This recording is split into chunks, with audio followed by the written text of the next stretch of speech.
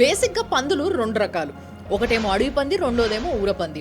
దీన్నేమో తిట్టడానికే వాడతారు జనాలు. ఎందుకంటే ఇది మొత్తం డ్రైనేజ్ల పడి అటు ఇటు బొర్రుతుంటది, పెంట తింటది, కరెక్ట్గా ఇంటి ముంగట అలికి మంచి ముగ్గేయంగానే దాంట్లోకి వెళ్ళి పెంట చల్లుకుంటా పోతుంటది. ఇలాంటి ఊర పందుల మంద గురించి మనం ఇప్పుడు మాట్లాడబోతున్నాం అనమాట. ఇగో ఇదే ఆ పందుల మంద. అగో వీళ్ళని పట్టుకొని నువ్వు పందులు అంటావా అని అంటే బరాబర్ అంట. వీళ్ళు ఫస్ట్ అంటించిన బురద ఆకివీడి నుంచి అంతర్వేది వరకు ఇలాంటి బ్యాచ్ చాలా మందే తయారయ్యిండ్రు. కొంతమంది జఫాలు దిగినరు, అందులో కొంతమంది జఫాలని మీ ముందు ప్రెజెంట్ చేయబోతున్నాం. ఇవాళ మన మతాన్ని మనం ఆచరిస్తూ వేరే మతాన్ని మనము గౌరవించవచ్చు లేదా పట్టించుకోకుండా కూడా ఉండొచ్చు. అంతేగాని పని కట్టుకొని మరి ఇగో గిట్లాంటి పిచ్చి పనులు చేస్తేనే వీళ్ళని ఊర పందులు అని నేను ఎందుకు అంటున్నా తెలుసా? 99% ఉన్న మంచి కనిపించదు కానీ ఆ 1% ఉన్న ఏదైతే పెంట్ ఉందో ఆ పెంటను మాత్రం భూతద్దం పెట్టి చూస్తారు. ఓ ఇల్లు మహామేధావులు అనుకుంటారు కానీ యాక్చువల్ గా వీళ్ళకి అసలు కామన్ సెన్స్ కూడా లేదు. జఫా నంబర్ 1. చాలా మంది రిపీటెడ్ గా ఒక ప్రశ్న అడుగుతూ ఉంటారు, ఇంత అగ్రెసివ్ గా మాట్లాడుతూ ఉంటారు, ఇంత ఈ మాఫియా వ్యవస్థ మీద పనిచేస్తూ ఉంటారు కదా, మీకు భయం లేదా, మీకు భయం వేయదా అని. నిజంగా నాకు చాలా భయం ఉంది. ఏం భయం అంటే, నేను నా జీవితం ముగించేలోపు, నేను పోయేలోపు ఈ దేశంలో ఒక్క చర్చ అయినా మిగిలిపోద్దేమో అని భయం ఉంది నాకు.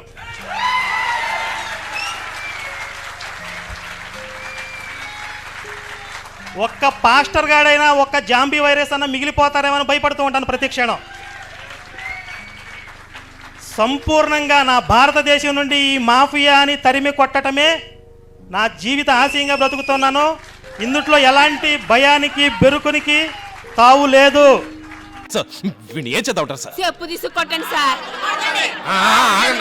ఆగండి సార్, జనం మంచి కసి మీద ఉన్నారు. వాళ్ళకి అప్పచెప్పామంటే పడికట్టు రాళ్ళు పెట్టి పచ్చడి చేసేస్తారు. జఫా నంబర్ 2. ఓపెన్ ఛాలెంజ్ అనే ఒక షార్ట్ టైటిల్తో ఆవిడేదో పెద్ద ఎక్స్ప్లెనేషన్ ఇచ్చారు కదా. అందులో ఓవరాల్ సమ్మరీ ఏంటి? నేను హిందువుని, నన్ను నమ్మండి అంటుంది ఆవిడ. సరే, మేము నమ్ముతున్నాం.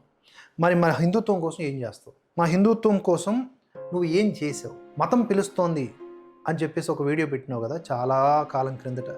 దాంట్లో ఉండేటటువంటి అంతరార్థం ఏమిటి? అవన్నీ కూడా మాట్లాడదామా?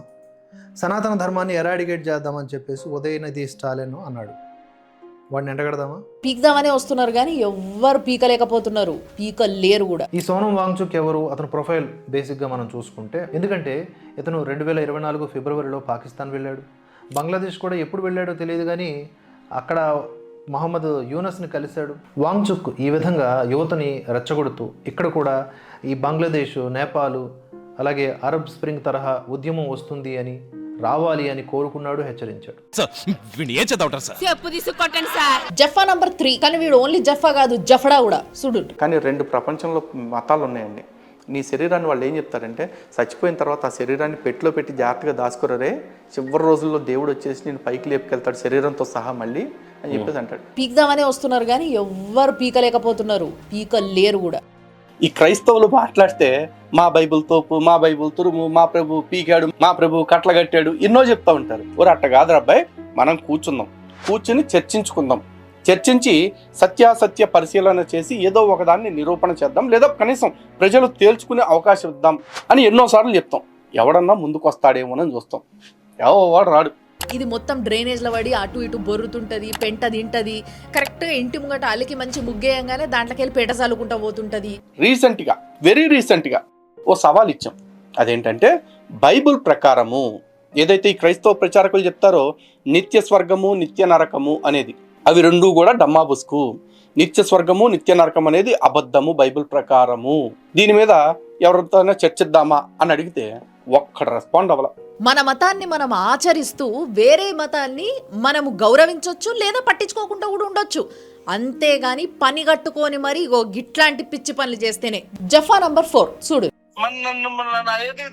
ఒకసారి రా, ఎప్పుడు వెళ్దామన్నా? ఎప్పుడైనా వెళ్దాం, నాకు టైం ఉన్నప్పుడు. నేను ఒక క్రైస్తవుణ్ణి.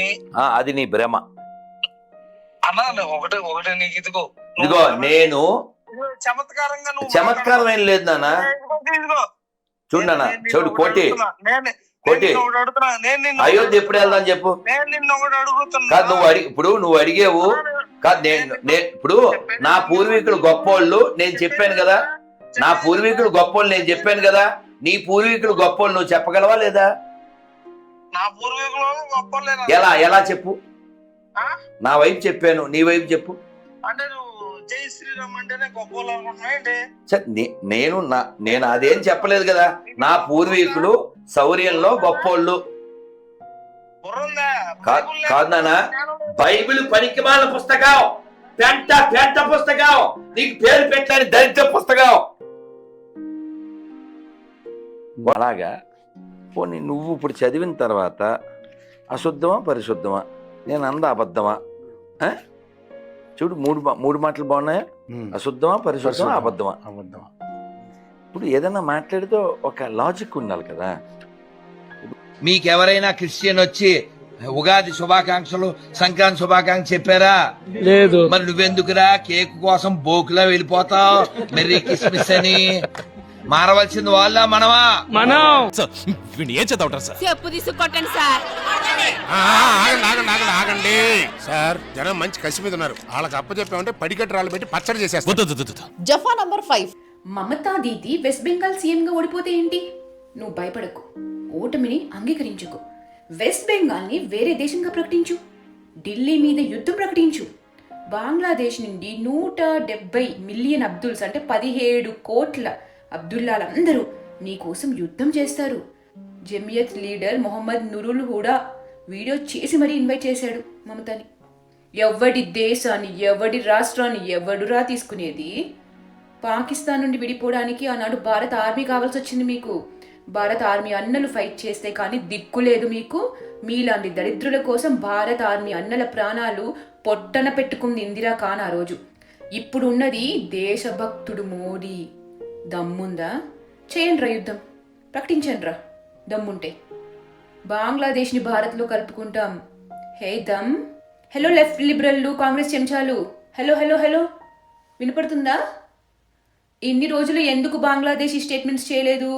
ఎందుకంటే అప్పుడు బంగ్లాదేశీ అబ్దుల్స్ కంట్రోల్లోనే మమతా బేగం ఉంది కాబట్టి, వెస్ట్ బెంగాల్ ఉంది కాబట్టి. ఇప్పుడు లేకుండా పోయింది, జాతీయవాద ప్రభుత్వం వచ్చింది కాబట్టి యుద్ధం ప్రకటించమంటున్నారు. బంగ్లాదేశ్కి మండితే ఓకే, కానీ ఇక్కడ కాంగ్రెస్ చెంచాలకి నికృష్ట సంతకి ఎందుకు కడుపు మండుతుంది? ఒక్కసారి మీ DNA చెక్ చేయించుకోండి. మీ ఇంట్లో వాళ్ళు ఆల్రెడీ హలాలా కట్ మిర్చి అయిపోయారేమో చూసుకోండి. ఈ వీడియో విను. पहले कभी नहीं देखा। देखिए छात्र जो है पीछे से आते हैं, फिर आगे आते हैं, फिर देखिए पत्थर आना शुरू हो गए। हम मैं भी बार बार बोल रहा हूँ, बार बार बोलेंगे ये पत्थर चलाना ठीक बात नहीं, इससे आप अपना आंदोलन कमजोर రాళ్ళేస్తే వేయించుకుని ప్రాణం పోగొట్టుకోవాలా? యూనిఫామ్ వేసుకున్న అధికారి మీద చెయ్యెత్తి దాడి చేయడమే నేరం. ఒక్కొక్కడిని కనీసం కాళ్ళ మీదన్నా షూట్ చేయాల్సింది. నినాదం చేసింది, రీల్ చేసుకుంది, వెళ్ళిపోయింది కథం ఒకటేసారికి. జఫా నంబర్ 8 చూడండి. ఈ పదం ఇంకా వినిపిస్తలేదేందా అనుకున్నా నేను. అంబేద్కర్ని ఈ కోణంలో ఇంతవరకు ఈ దేశంలో ఎవరు చూపించలేదండి. నిజంగా అంబేద్కర్ అంటే ఒక ఎవరెస్ట్ శిఖరం మీద చూసినట్టు మేము చూసాం మేము అంబేద్కర్ని.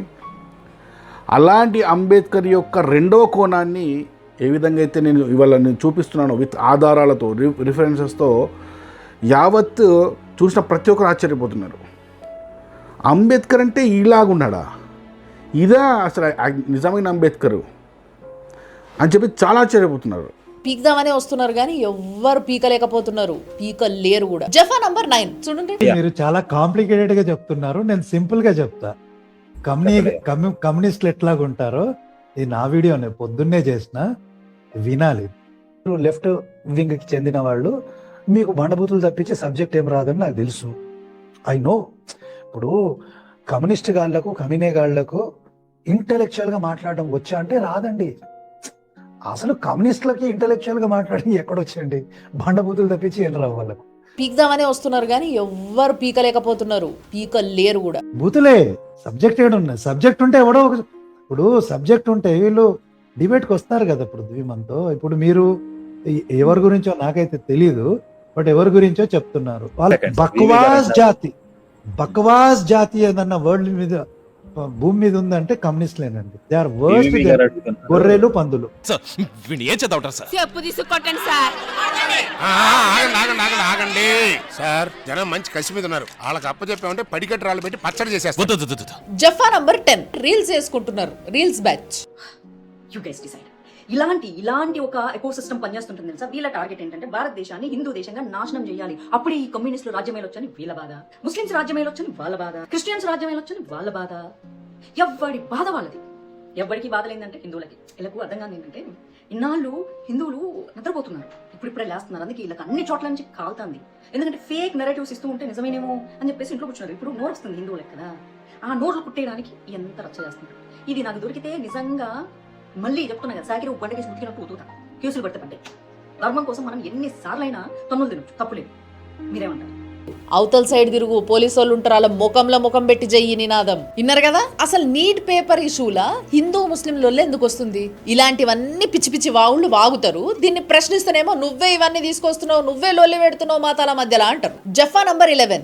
ఈయన ఓ కమ్యూనిస్టుడు, ఈయన ఇంకో కమ్యూనిస్టుడిని ఇంటర్వ్యూ చేస్తున్నాడు. నాకు నటించే వాళ్ళని ఎక్స్పోజ్ చేయడమే నచ్చింది. అది దట్ ఈస్ ఇంపార్టెంట్. యాక్టర్ అనేది ప్రొఫెషన్ అండి, అది profession, it is a craft. ఈ విభేదాలు ఉండొచ్చు, whatever it is, you can put sense into people. Hindu విరుద్ధ నాకేముంది? Why am I against anything? I'm not against anything. మరి రాముణ్ణి సీతను అవమానపరుస్తూ వాళ్ళకి డబ్బులు ఇచ్చి వాళ్ళ చేత పుస్తకాలు ఎందుకు రాయించావు చెప్పు? వాళ్ళ ఆ పుస్తకాలు నీ ఫండింగ్ తోటే చేశారు కదా, వాళ్ళే చెప్పారు, నువ్వు చెప్పావు కూడాను. నీకు అన్ని మతాలు సమానం అని నువ్వు చెప్పింది నిజమైతే గనక అటువంటి పుస్తకాలే మరియమ్మ గారి మీద, యెహోవా దేవుడి మీద కూడా రాయించాలి. ఎందుకు రాయించలేదు? ఎందుకు రాయించలేదు అంటే నువ్వు కిరస్తానం కాబట్టి. జఫా నంబర్ 12. ఇదైతే మైండ్ బ్లోయింగ్. చూడండి, చైనా యుఎస్ కి కూడా అంత బాధ ఉంటుందో లేదో కానీ వీళ్ళకి మాత్రం మహా బాధ అవుతుంది. విజయ్ గవర్నమెంట్ ని బాగా సపోర్ట్ చేసిన ఈమె అక్కడ సీఎంని తిట్టిండని అపోజిషన్ పార్టీ ఎమ్మెల్యేని అరెస్ట్ చేసి లోపలేస్తే ఆ విషయం గురించి అసలు మాట్లాడదు.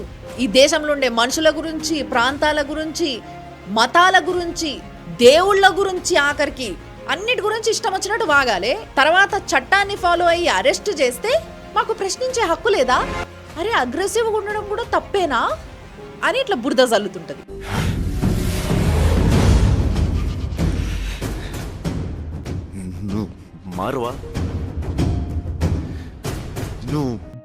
పందుల భాష ఏంటి, ఇంకా అంతకంటే మురికి మాటలు కూడా మాట్లాడటం వస్తుంది. కానీ మురికి మాటలు కూడా వస్తాయి. ఏం పెద్ద కష్టం ఆ మాటలు రావటం, అర్థవంతంగా మాట్లాడటమే కాదండి. అంటే వీళ్ళ ధైర్యం ఏంటంటే మా జోలికి ఎవరు రారు, మా జోలికి ఎవరు రారు అని. ఇప్పుడు తులసి చందు టాపిక్ వచ్చింది కాబట్టి చెప్తున్నా, ఏ రోజైనా సరే తులసి చందు గురించి మాట్లాడగలిగే సత్తా నీ దగ్గర ఉందా? అసలు ఆమెని నిన్ను ఒక ప్లాట్ఫామ్ మీదకి పిలుస్తాం. అదృష్టమో దురదృష్టమో నీకంటూ ఒక ఛానల్ ఉంది కాబట్టి నువ్వు మాట్లాడుతున్నావు కాబట్టి నేనేమంటున్నానంటే ఓపెన్ ఫోరంలో డిస్కషన్కి రెడీయా. ఏదైనా ఒక అంశం అప్పటికప్పుడు ఇస్తాం. అప్పటికప్పుడు ఇస్తే తులసి చందు నువ్వు కాస్త సమవయస్కుల్లాగా కనిపిస్తున్నారు, మీ ఇద్దరికి ఒక డిస్కషన్ పెడతాము, ఓ 2-3 పాయింట్లు అప్పటికప్పుడు చెప్తాము, నువ్వెంత చెప్పగలవో చూద్దాం. పందుల భాష మాట్లాడటం గొప్ప కాదు.